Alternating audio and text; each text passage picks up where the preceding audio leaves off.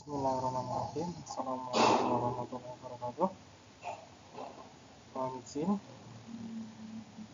Selamat pagi semuanya kepada Bapak Muhammad Rizal selaku dosen pengantar ilmu hukum yang saya hormati, kepada rekan-rekan mahasiswa serta seluruh pemirsa yang sedang menonton video presentasi saya. Selamat datang di presentasi saya. Bismillahirrahmanirrahim. Perkenalkan, nama saya Rifki Anwar Wijaya dari program studi S1 PJJ Hukum NIM 2025 0090 Universitas Muhammadiyah.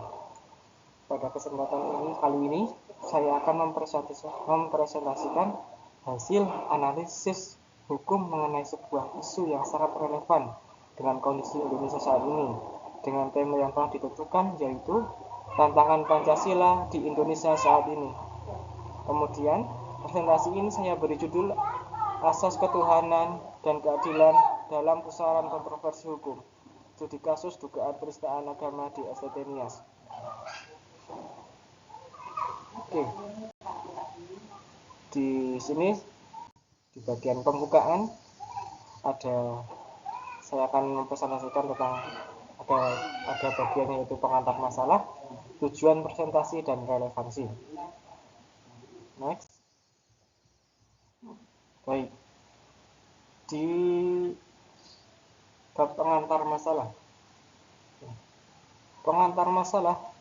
Topik penistaan agama di Indonesia adalah isu yang sangat sensitif dan seringkali memicu perdebatan panjang antara aspek hukum, formal, dan sentimen publik. Fokus analisis saya kali ini adalah kasus spesifik yang terjadi di STT Sekolah Tinggi Teologi Nias. Kasus ini menjadi sorotan bukan hanya karena substansi dugaan penistaannya, tetapi juga karena proses hukumnya yang berlarut-larut hingga memakan waktu 1 tahun. Ini menimbulkan pertanyaan fundamental tentang efektivitas sistem peradilan kita dalam menangani kasus sensitif seperti ini. Oke, tujuan analisis dari presentasi ini. Tujuan utama presentasi ini adalah: pertama, analisis sejauh mana implementasi sila ke-1 dan sila ke-5. Sila pertama adalah ketuhanan yang Maha Esa, dan yang kelima adalah keadilan sosial dari Pancasila dalam penanganan kasus ini. Kedua, meninjau asas keadilan, baik keadilan prosedural maupun substansif dalam proses hukum kasus STT Nias. Relevansi urgensi topik. Mengapa topik ini penting? Kasus ini menguji konsistensi penegakan hukum kita yang berlandaskan Pancasila. Penanganan yang adil dan cepat sangat krusial untuk menjaga harmoni sosial, memberikan kepastian hukum, dan menjawab tantangan hukum di era modern di mana informasi menyebar dengan cepat. Oke, kita akan masuk ke pembahasan. Di pembahasan ini, yang pertama ada pemaparan teori hukum, yang kedua analisis kasus STT Nias, yang ketiga adalah pendapat ahli dan perbandingan kasus yang lain, terutama juga di bagian kasus penistaan agama. Yang keempat adalah penerapan hukum dan implikasinya. Oke. Baik, yang pertama yaitu pemaparan teori hukum. Landasan teori dan hukum. Pancasila pasal 156 KUHP asas hukum. Sekarang yang di landasan teori hukum dulu. Mari kita masuk ke dalam pembahasan inti.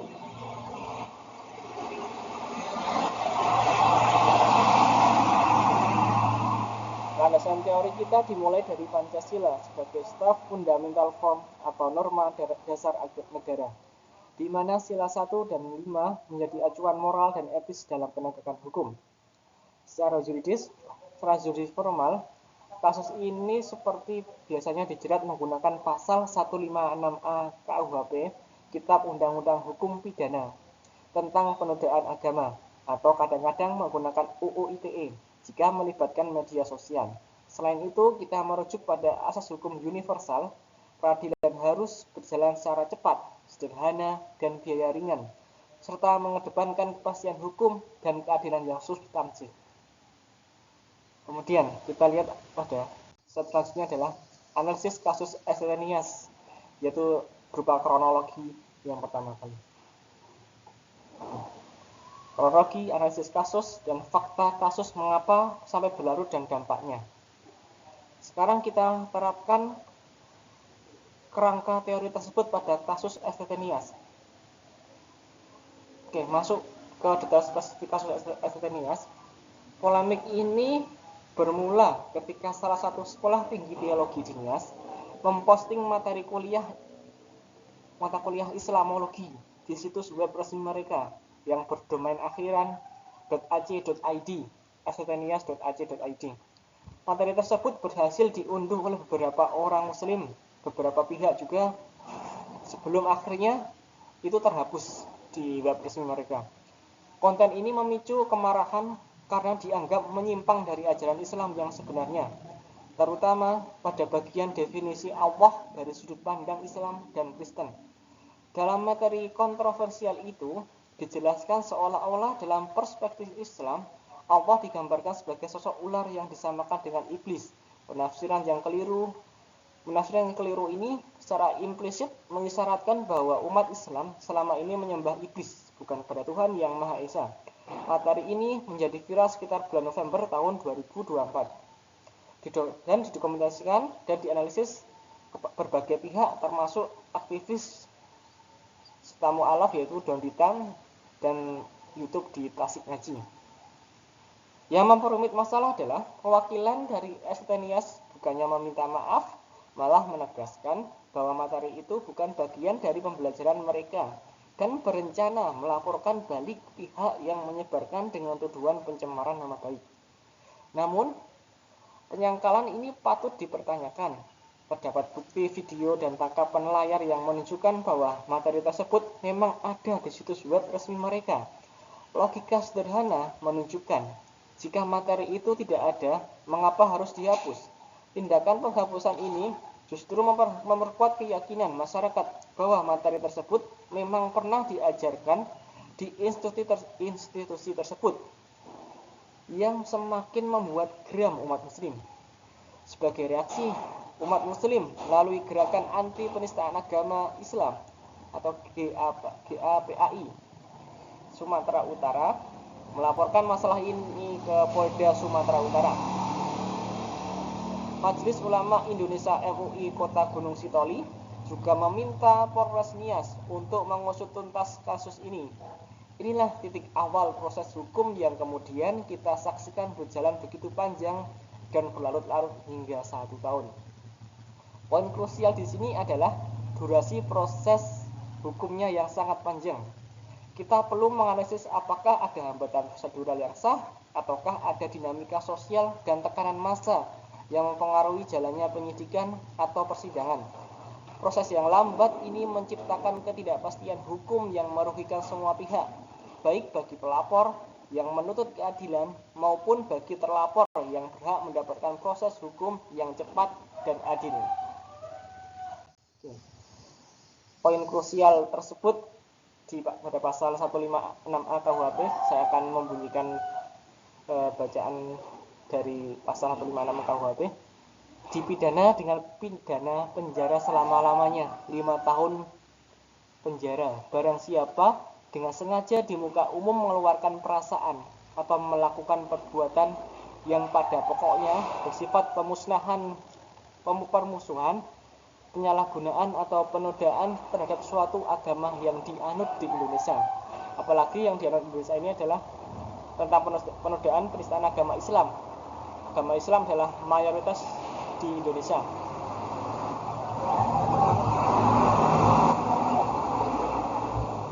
Oke, saya lanjut lagi. Terhadap suatu agama yang dianut di Indonesia, yaitu Islam, yang merupakan mayoritas di Indonesia. Dengan maksud agar orang tidak menganut agama apapun juga yang bersendikan ketuhanan yang Maha Esa. Oke. Kita akan lihat perspektif ahli hukum dalam analisis kasus dan perbandingan. Oke, saya akan membacakan tentang teori dari Proskopon. Proskopon adalah teori sosiolog hukum, sociological jurisprudence. Proskopon yang menekankan pentingnya hukum sebagai alat rekayasa sosial atau social engineering untuk memenuhi kebutuhan masyarakat. Fokus utama adalah kesenjangan antara hukum formal, law in the books, dan praktik penegakan hukum, law in action. Oke. Nah, kita akan lihat perbandingan studi kasus serupa penanganan yang cepat atau lambat. Oke. Jika kita lihat perbandingan dengan kasus penistaan agama, ini topiknya masih sama, penistaan agama yang lain yang pernah terjadi mungkin akhir-akhir ini sekitar bulan November 2025 atau mungkin Desember 2025 ini. Kasus tentang video pelecehan terhadap kitab suci Al-Quran oleh wanita. Itu di video itu viral pada bulan November lalu.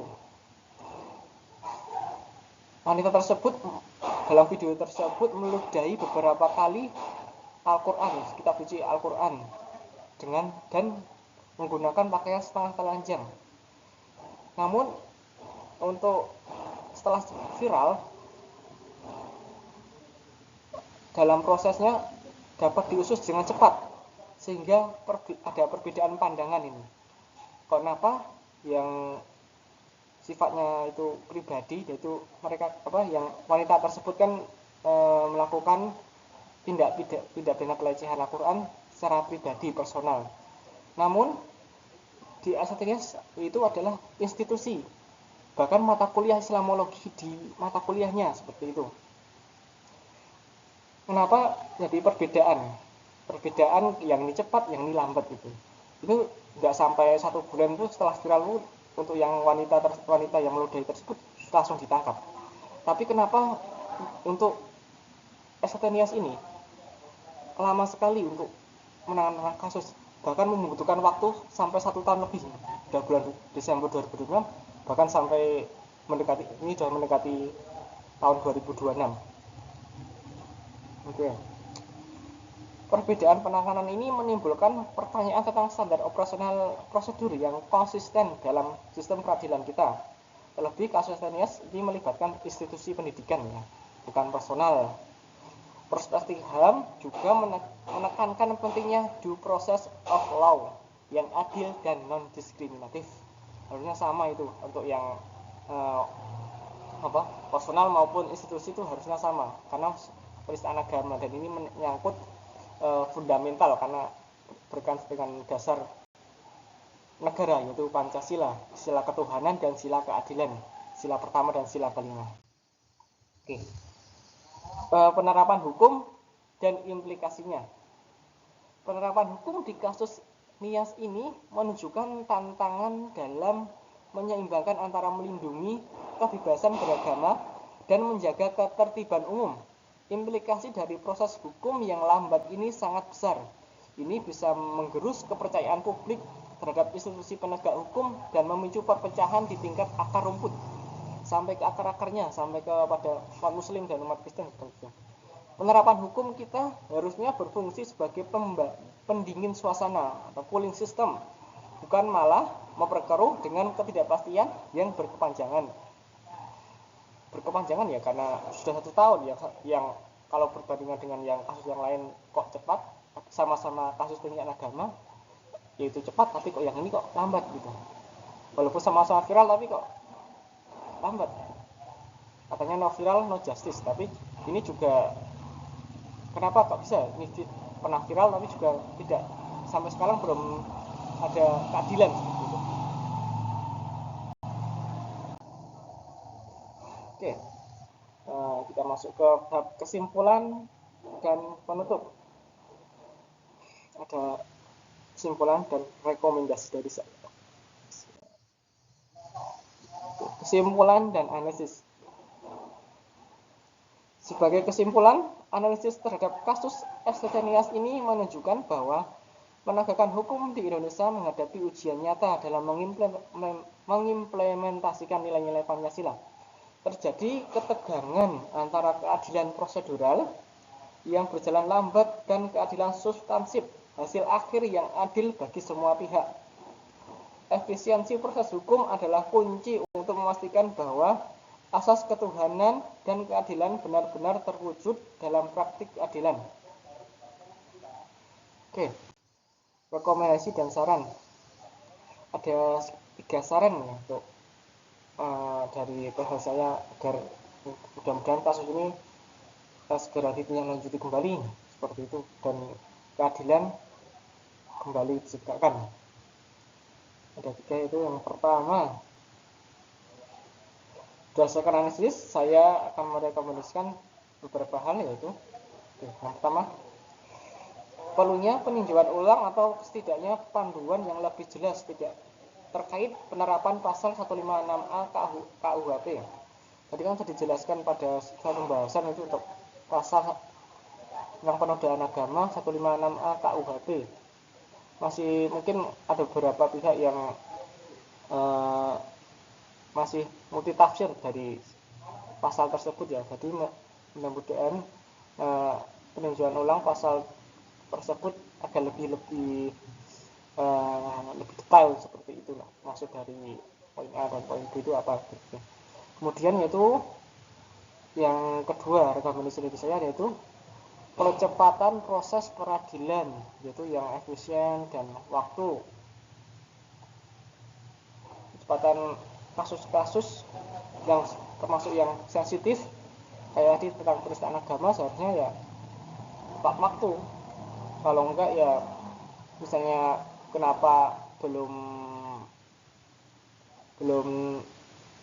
ada proses peradilan, ya mungkin harusnya dari pihak kepolisian itu paling enggak ada konversi pers lah, paling untuk meyakinkan bahwa sudah berjalan, sudah sampai tahap ini, tapi ada kendala macam seperti ini. Artinya kita juga sebagai warga negara Indonesia tahu, sedang kok bisa sih udah lama berjalan 1 tahun tapi kok kasus ini seakan jalan di tempat seperti itu. Kemudian yang ketiga yaitu peningkatan literasi hukum dan toleransi masyarakat. Nah ini yang paling penting juga nih, literasi hukum dan toleransi masyarakat. Karena terkadang tuh masyarakat tentang literasi hukum tuh masih sangat-sangat minim ya budaya manusianya. Jadinya kalau memang udah tahu ini sebenarnya ini melanggar hukum atau apa, itu masih benar masyarakat itu masih perlu adanya literasi, harus tahu kita harus banyak-banyak belajar untuk belajar tentang hukum, terutama hukum di Indonesia, bagaimana hukum di Indonesia, pasal-pasalnya apa aja, apalagi yang kasus-kasus sensitif seperti ketuhanan yang berdasarkan Pancasila, fundamental itu kayak misalnya ketuhanan, penodaan agama, atau kemanusiaan, keadilan, kesatuan, yang membuat ujaran kebencian sehingga persatuan di Indonesia ini menjadi rumit, ujaran kebencian di media sosial, ya apakah termasuk pelanggaran hukum, terlebih kayak literasi itu kayak misalnya kita ujaran kebencian kepada komen-komen atau komen-komen dari akun-akun anonim kepada salah satu misalnya public figur, mesti setiap mereka posting terkadang ada komen-komen negatif. Nah itu ternyata komen-komen negatif itu juga termasuk larangan kita untuk misalnya termasuk itu dalam pasal UU ITE, termasuk pasal UU ITE dan termasuk ujaran kebencian. Jadi ya kita tidak boleh melakukan sesuatu itu, melakukan tindakan seharian itu juga harus berdasarkan hukum yang tetap, terutama hukum di Indonesia itu undang-undang dan undang-undang dasar 1945 dan seluruh undang-undang yang fundamental termasuk Pancasila. Dan juga di sini adalah toleransi. Kemudian yang saya angkat adalah toleransi masyarakat. Terkadang masyarakat itu toleransinya itu salah paham gitu kan, karena toleransi dengan kebebasan berpendapat, padahal toleransi itu dengan kita tidak melanggar HAM. Terkadang ada mengatakan itu kan kebebasan berpendapat, tapi ternyata kebebasan berpendapatnya itu salah. Itu karena mereka malah kebebasannya itu sampai melanggar HAM, kayak misalnya saya bebas kok di sini ya. Padahal kalau misalnya dia melakukan kebebasan melakukan suatu tindakan atau melakukan perkataan, seharusnya jangan sampai melukai semua elemen-elemen yang ada di seluruh masyarakat, termasuk di tentang agama seperti itu. Dan kemudian kan toleransi masyarakat itu tentang bahwa toleransi itu tentang kita harus turut berpartisipasi, padahal bukan turut berpartisipasi, tapi kita untuk menghormati.